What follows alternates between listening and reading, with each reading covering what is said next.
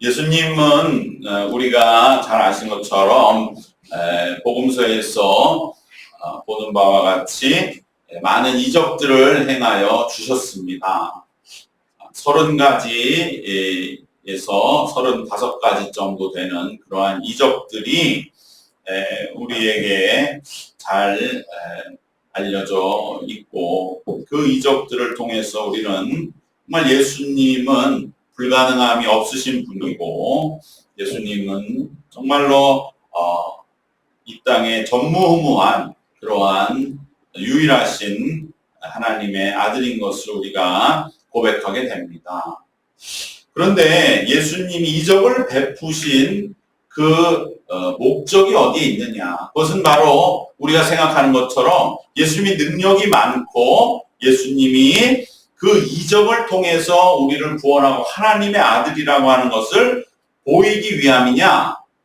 우리는 생각할 때 이적을 베풀면 그 능력으로 많은 사람들이 가서 다 머리 숙이고 예수님을 믿게 될 것이다, 이렇게 생각하지만 그것은 신앙을 잘 모르는 사람들의 생각이죠. 인간에겐 그보다 더 깊은 차원의 악이 있어서 이적이 있으면 더 우리가 믿게 되고 더 신실하게 의지할 것 같지만 그렇지가 않다. 그래서 우리가 이적을 보고 어떠한 신비한 일을 보고 믿는 그 믿음 속에는 그 속에 깊은 환멸이 있는 거예요. 자기도 그렇게 믿고 있는 자기가 싫은 거예요. 그건 진정한 구원이 될 수 없고 마지막에는 파국이 될 수밖에 없는 것입니다. 그렇기 때문에 예수님이 그럼에도 불구하고 이적을 많이 행하셨다고 하는 것은 철저히 예수님의 의도는 아닌 것이죠. 그래서 예수님은 이적이 있은 후에도 이것을 널리 알려라, 세상에 선포해라, 이렇게 말씀하시지 않았습니다. 반대로 이적에 대해서는 말하지 마라. 굳이 말할 필요 없다. 너만 간직하고 있으면 된다.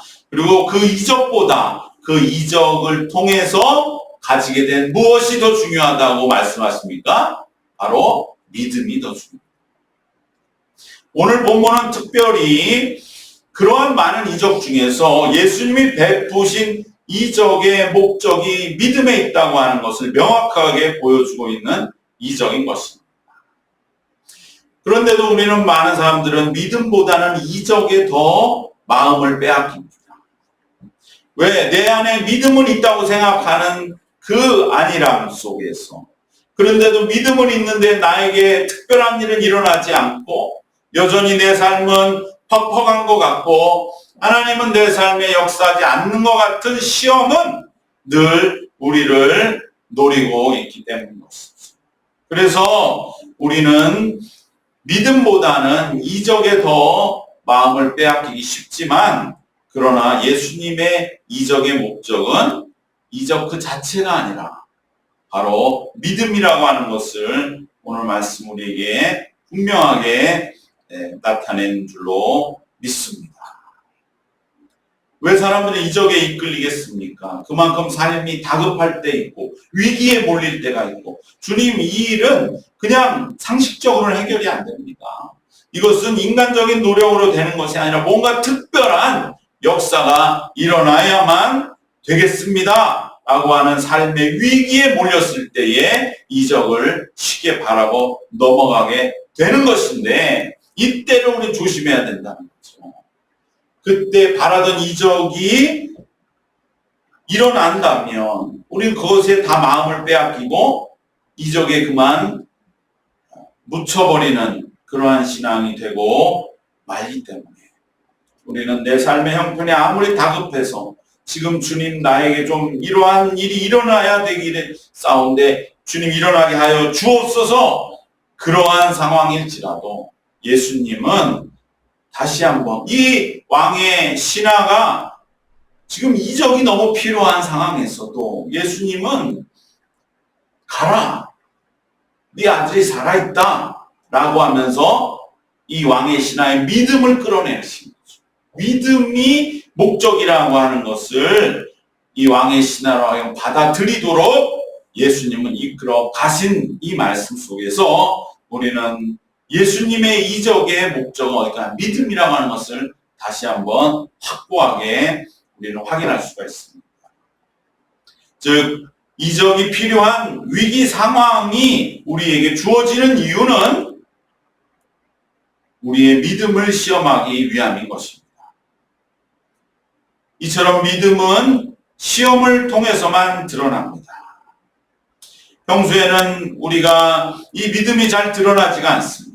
우린 다 믿음이 있는 것 같아도 천차만별인 것이죠. 또 내 안에 있는 믿음도 그때그때마다 천차만별이다.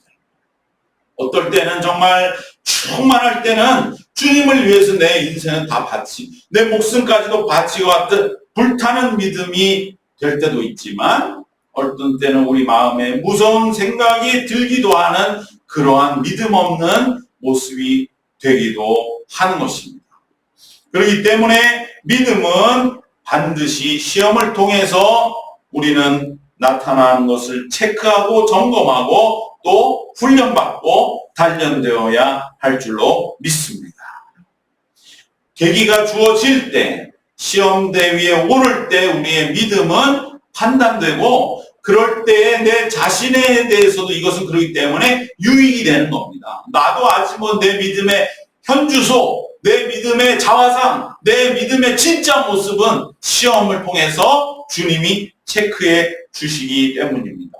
오늘 본문에서 이 왕의 신하에게 이러한 자식이 죽어가는 시험이 없었다면 이 사람은 그래도 괜찮은 사람, 훌륭한 지도자 이방인으로서 그럭저럭 존경받고 살아가는 그러한 사람이 되었을 뿐일 것입니다. 그러나 이 시험을 통해서 바로 이 왕의 신하는 또 평행본문인 마태와 누가에는 백부장이라고 되어 있고 그는 유대인을 위해서 많은 회당도 지은 아주 우리 이스라엘에게는 호의적이고 신앙생활을 흠모하는 이방인이라고 특별히 유대인들이 나서서 예수님께 가서 간청했다고 기록되어진 이 훌륭한 사람마저도 이 시험이 없었다면 그는 그저 그냥 평범한 훌륭한 한 생활인일 뿐이었을 것입니다. 그러나 이 시험을 통해서 그는 이제 진짜 믿음의 세계에 들어서고 그 믿음으로 구원을 받고 그 믿음으로 온 집안을 구하고 그 믿음이 놀랍게 이제 자라나 견고한 믿음이 되는 그러한 일을 맞이한 것을 보면 우리에게 바로 이 믿음의 시험을 받는 계기는 왜 또 너는 시험을 나한테 이렇게 시험이 찾아왔냐? 이 시험 좀 없으면 내가 신앙생활 잘할 텐데 이게 아니라 오히려 그 시험이 이제 다가오면 이제 나에게 시험이 왔구나. 이것을 내가 이제 의식하는 거죠. 그전엔 시험인지도 모르고 막 그냥 힘든 일이 다가오고 원망 불평 속에서 세상을 향해서 막 대학하며 그러한 것으로 우리가 시험과 어려운 일을 마주하지 말고 이제는 시험이 당하면 여기 시험이 왔구나. 이게 시험이구나. 그러나 이것이 단지 나를 힘들게 하고 나를 괴롭게 하고 나를 무너뜨리고 망가뜨리는 게 아니라 오직 이 시험을 통해서 내 믿음은 드러나고 하나님은 내 믿음을 체크해 주시고 테스트해 주시고 그로 인해서 결과적으로는 믿음을 견고하게 성숙되게 만들어 주시려고 하시는구나 라고 우리는 마음에 새기며 대적해 나가야 할 줄로 믿습니다. 그렇기 때문에 시험 자체를 더 나가면 어떻게 됩니까? 심지어 환영할 수도 있어야 되는 거죠. 그냥 우리 신앙생활은 평탄한 게 목적이 아닙니다. 오히려 일들을 예비하고 다가왔을 때 그 일을 싸워서 이겨서 한 걸음 한 걸음 나아가는 게 목적이라는 것을 우리가 받아들이면 오히려 나의 신앙생활을 그저 시험도 없고 걱정도 없고 염려도 없고 모든 일이 다 잘 되기만 하는 태평성대 같은 그러한 잘못된 이상주의로만 생각한 것은 착각이었구나. 오히려 나에게 시험이 오는 것을 이제는 하나님의 손길로 받아들이면서 이만한 시험 주신 것 하나님의 정말 어떻게 보면 나의 믿음을 더욱더 견고하기 위한 하나님의 손길이구나 하면서 우리가 거뜬히 그 시험을 하나하나 이겨나가면서 내 자신이 영적으로 성장하면서 바로 우리가 하나님 나라에 이르는 그 날까지 나아가는 것, 이것이 신앙생활이라고 한다면 그러면 우리는 시험 받는 일을 바라보는 우리의 마음과 생각이 이제는 새로워지게 될 줄로 믿습니다. 믿음이 드러나고 점검받고 더욱 견고하게 세워지는 기회가 시험입니다. 시험 받는 일을 내 삶에 일어난 불행이나 회피해야기만 할 저주스러운 일로 생각해서는 시험이 내 믿음 성장에 필요한 귀한 계기라고 도저히 납득될 수가 없고, 그러한 생각은 내 믿음이 제대로 자라날 수 없도록 하는 생각입니다. 어떤 사람 그렇게 생각하는 사람이 있습니다. 나는 열심히 교회 나가고 남들이 다 잘 믿는다고 하고 내가 또 다른 사람을 가르치기도 하고 그래서 내 믿음은 이만하면 다 어지간히 자라난 것입니다. 이제는 시험은 없어도 나는 되지 않습니까? 라고 생각하는 것은 매우 큰 착각이요 교만으로 버려야 할 생각입니다. 내가 신앙이 정말 깊어졌으면 더 큰 시험을 이제는 준비하고 상대해야 하는 것입니다. 더 큰 시험을 내가 이제는 오겠구나.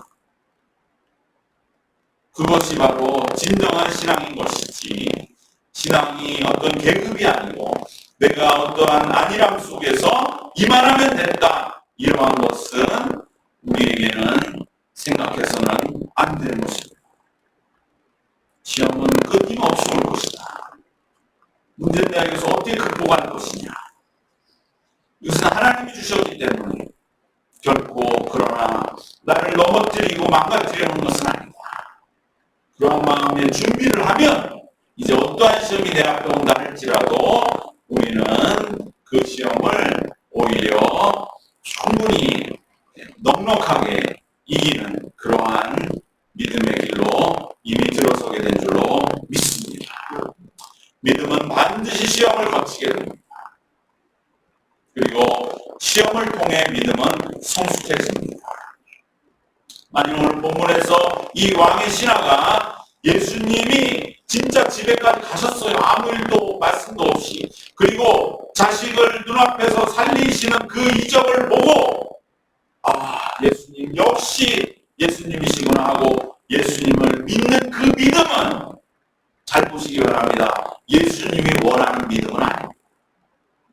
왜 그렇겠습니까? 이러한 믿음은 이적이 중심이 되고 예수님이 일으켰지만 예수님은 싹 빠집니다.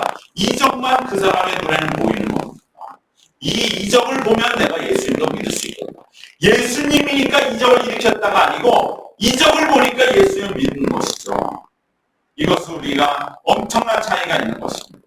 이렇게 되면 극단적으로 심지어 말하면 어떻게 됩니까? 예수님 이외에 어떤 분이라도 이적을 일으켜서 이 자식을 낳게 하면 그 이적을 보고 그 사람을 믿었을 믿음이기 때문입니다. 결코 이적은 믿음을 앞서서는 안 됩니다. 앞설 수도 없습니다. 그러나 많은 사람들은 반대로 믿음 생활하는 경우가 많이 있습니다.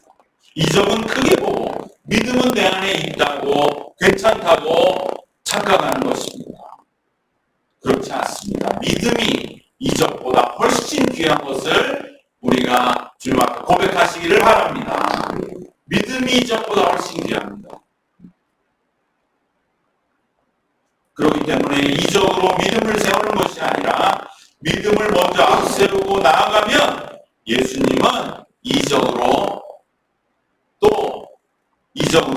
우리에게 뒷받침해 주시는 것이 오늘의 말씀인 것이죠. 우리는 이적을 보고 믿는 그 믿음을 연약한 믿음으로 여길 것이고 오히려 우리는 이적에 앞서는 믿음을 가지는 진정한 믿음의 사람이 되시기를 주님 앞에 간절히 소망합니다. 물론 먼저 믿음을 세우는 이 발자국은 예수님이 그 왕의 신하에게 내 아들이 지금 죽어가니 고쳐주십시오. 그럴 때 예수님 뭐라고 합니까? 너희는 표적과 기사를 보지 아니하면 도무지 믿지 아니하노라. 예수님이 듣기에는 이 사람의 평판이 너무 좋거든요. 이 동일한 사건이 마태 누가에는 기록되어 있는데 거기는 조금 기록이 약간 차이가 있어요. 마태에는 이 사람이 와서 간청을 했지만 누가는 이 사람 안 와요. 안 오고 누가 오느냐? 유대인들이 와요. 그러면서 이 왕의 신하의 얘기를 대신해줘요. 이 사람들이 예수님, 우리가 정말로 존경한 이방인 로마의 관리가 있는데 그 사람은 우리 신앙을 너무 존중합니다. 자, 이방인이지만 우리보다 믿음이 더 좋습니다. 그 사람이 능력이 있어서 회당도 세워주고요. 예배 잘 드리게 우리를 얼마나 도와줬는지 모르는데 지금 자식이 병들어 죽어갑니다. 예수님, 딴 사람은 몰라도 이 사람 빨리 와서 살려주셔야 됩니다. 그래 우리 신생하는 겁니다. 이렇게 누가복음은 돼 있습니다. 근데 오늘 요한복음은 이제 그 사람이 왔죠. 와서 도와주십시오. 예수님도 얘기 들었을 때 이 사람 괜찮다고 그러는데 이 사람의 믿음도 결국은 이적과 기사를 바라는 믿음이구나. 그러면서 예수님이 그에게 말씀하신 거죠. 너희는 기적과 이사를 보지 아니하면 믿지 않는구나. 이것은 뭡니까? 책망이죠. 이 왕의 신하의 마음이 편안했겠습니까? 마음에 뭔가 참 당황스럽기도 하고 불편함도 있고 예수님 너그러우시고 자비로우신 예수님 상은 갈 때도 꺾지 아니하시면 얼른 오실 것 같은데 왜 나에게 이러한 정말로 내 믿음을 지적하시면서 나를 책망하시나 이런 마음이 들었겠지요. 그러나 이 사람 물러서지 않는 것이 왜? 두 번 말하는 거죠. 죽어갑니다. 다급합니다. 이제 얼마 남지 않은 것 같습니다. 그러한 마음으로 다시 한번 간청합니다. 그때 50절에 예수님 뭐라고 하십니까? 예수께서 이르시되 가라. 이것은 뭡니까? 어떻게 보면 거절인 것이죠. 안 가겠다. 너 가라. 이 사람 마음이 어떻겠습니까? 이게 뭘까? 여러분가 신앙생활 할 때 정말 그렇게 원하고 바랬는데 예수님 그러시는 거예요. 나는 안 가겠다. 너 가라. 너 혼자 가라. 돌아가라. 여러분 이때 얼마나 이 사람이 외로웠겠습니까? 고독했겠습니까? 예수님마저 나와 동행해 주지 않으시냐. 근데 이 사람에게 돌아가라 하면서 예수님이 하시는 말씀 그거예요. 약속만을 주시는 거예요. 네 아들은 살아있다. 이것을 이제 믿을 것이냐 아니냐. 이 시험대 위에 이 사람은 올라가는 거죠. 가라. 네 아들이 살아있다. 여러분 이때 어떻게 하시겠습니까? 대부분 여기서 무너지는 거예요. 대부분 여기서 많은 사람은 예수 믿어도 외로운 건 마찬가지야. 예수 믿는다고 일이 척척되는 거 아니야. 예수 믿어도 소용없어.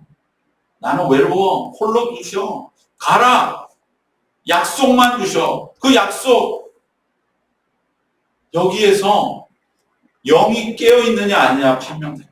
그 약속 믿고 어떻게 가냐. 그 공수표 아니냐.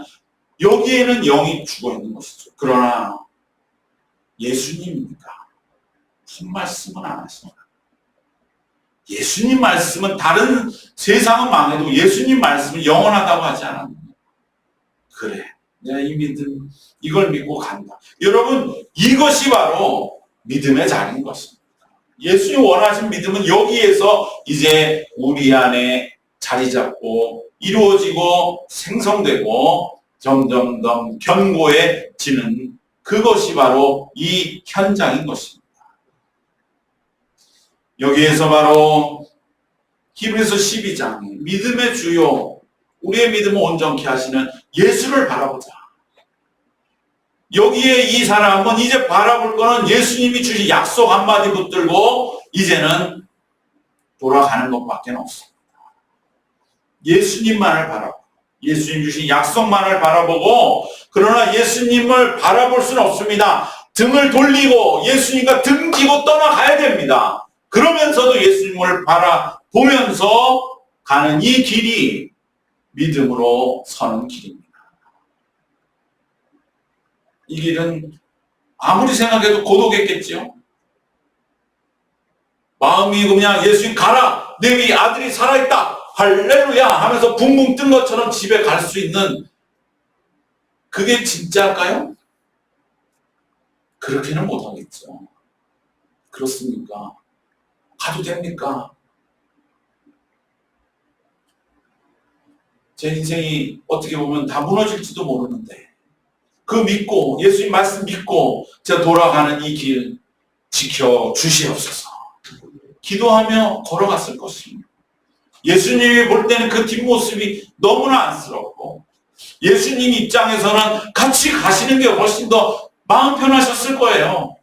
못 갈 이유가 하나도 없잖아요. 왜 그런데 예수님 그 홀로 가라고 하고 뒷모습만을 바라보셔야 했겠습니까? 그 길이 바로 이 왕의 신하의 믿음을 살리는 길이기 때문에, 우린 예수님이 나와 같이 안 가주신 것만 야속하고, 예수님 어떻게 이럴 수 있어? 망령되이 예수님도 소용없어, 이렇게까지 말할 우리의 그러한 보잘것없는 인생을 예수님은 갈 수 있지만 안 가시는 거예요. 이것이 예수님의 자기 축소, 자기 위축, 자기 절제라는 거예요. 예수님은 하실 수 있지만 안 하시는 겁니다. 왜? 우리를 위해서. 이 사람은 너무나 외롭고 쓸쓸한 홀로 걸어가야 하는 길이었지만 그 발걸음은 위대한 것입니다. 예수님 됐다. 그 뒷모습을 보면서 끝까지 한 걸음 한 걸음 집을 향해 가면서 점점 마음속에 예수님이 진정한 의도는 믿음이었구나, 예수님이 나와 지금 같이 안 가주시는 게 진짜 사랑이구나, 예수님의 진정한 의도가 나의 믿음을 살리는구나, 이 마음으로 점점 그의 영혼이 밝아져오는 것을 예수님은 보시면서 이제 됐다, 예수님은 역사를 일으켜 주신 것입니다.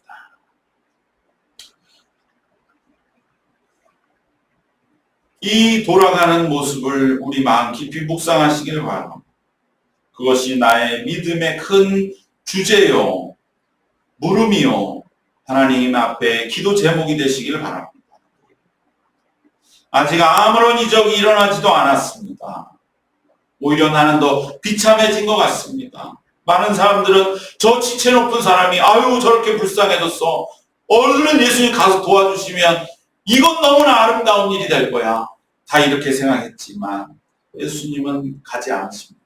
그리고 가라, 네 힘으로 갈 수 있어, 아들은 살아있다.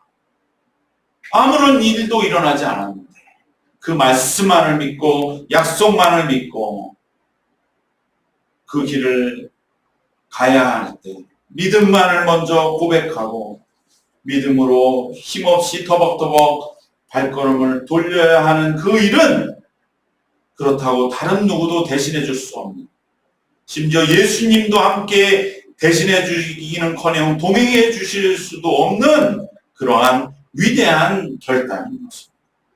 이것이 믿음의 본질이라고 우리는 보는 겁니다. 믿음은 그냥 예수 믿고 다 잘 되고 할렐루야 될 줄 믿습니다, 그런 부분도 있지만 그건 절반에 불과합니다. 여기서 이 사람이 예수님 말씀하실 때 믿습니다 하고 돌아섰겠습니까? 예수님, 아무 일도 일어나지 않았습니다. 오히려 제 마음에는 그냥 다 안 될 것 같습니다. 아들이 내가 주고하는 걸 다 봤기 때문에.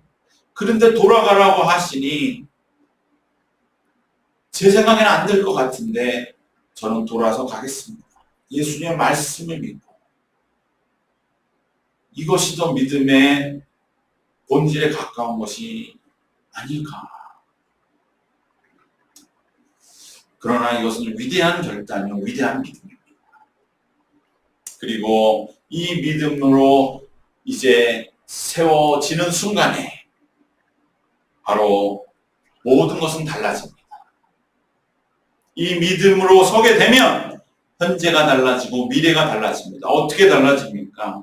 이 믿음으로 서서 나아가면 이제는 당장 이적이 시급해서 그저 허우적거리던 현재가, 눈앞에 아무것도 보이지 않던 현재가 전혀 다르게 보이기 시작되는 것입니다.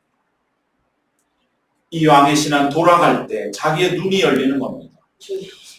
내가 너무나 정신이 없었구나. 예수님이 주신 말씀이 더 귀에 들리고 더 강하게 자기를 붙드는 겁니다. 그러면서 그 신하에게 그토록 내리누르던 다급한 현실적인 삶의 고통과 무게는 점점 희한하게도 희미해집니다. 예수를 진실로 만난 자들이 느끼는 그러한 영적인 확실한 사실입니다. 그래, 내 아들이 죽어가고 있는 이 현실. 근데 예수님이 나에게 살아있다고 약속해 주셨어. 그러면서 그 고통이 점점 희미해지는 것을 우리는 체험하게 되는 줄 믿습니다. 그러면 현재가 달라지는 것이죠. 이 고통에서 벗어나게 되는 것입니다. 점점 더 고통은 희미해집니다. 놀라운 일이 아닐 수 없어요. 그래, 이 일 큰일 아니야. 예수님이 말씀해 주셨어. 이거 큰일 아니라고. 라고만 마음의 확신이 들어도 내 마음 한결 가벼워집니다. 그래, 인생이 이게 끝이 아니야. 전부가 아니야. 내 삶이 이 문제 하나로 끝나는 게 아니야. 점점 삶 현실이 달라지는 것입니다. 그리고 미래는 어떻게 달라집니까? 예수님이 약속해 주신 해결을 이제는 믿기에 미래를 완전히 예수님께 이제는 맡기게 되는 거죠. 비로소 맡긴다고 하는 것이 여기에 등장하는 것입니다.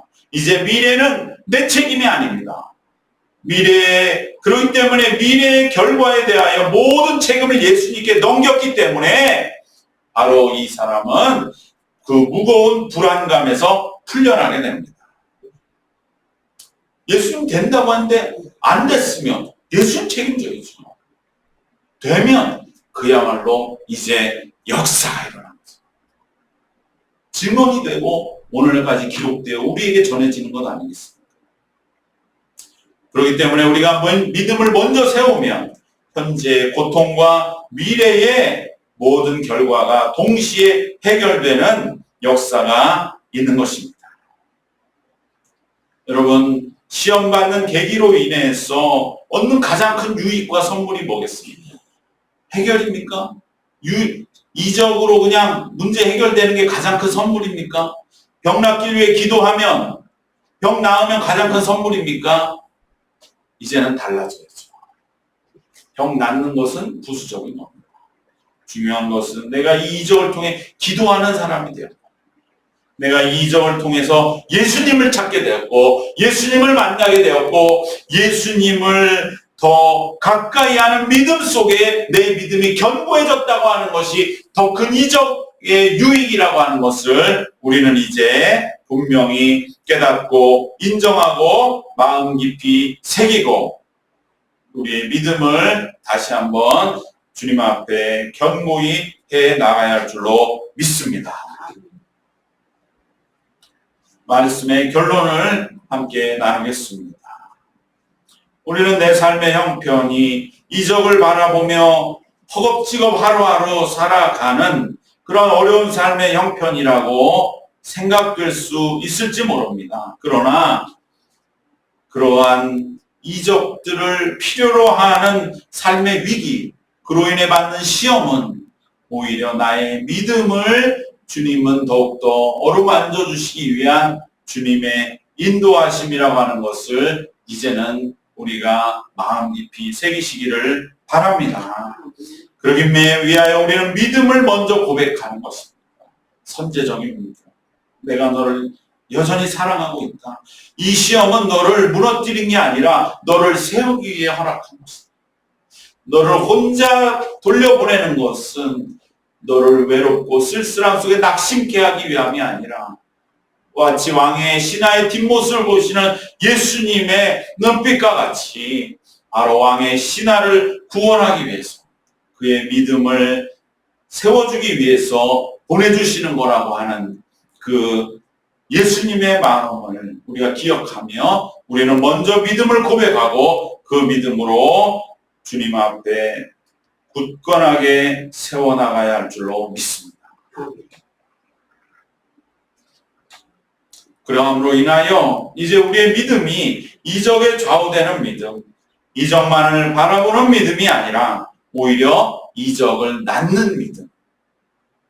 이적을 낳았잖아요. 이 왕의 신하가 예수의 말씀을 믿고 돌아감으로 이적을 낳은 것 아니겠습니까?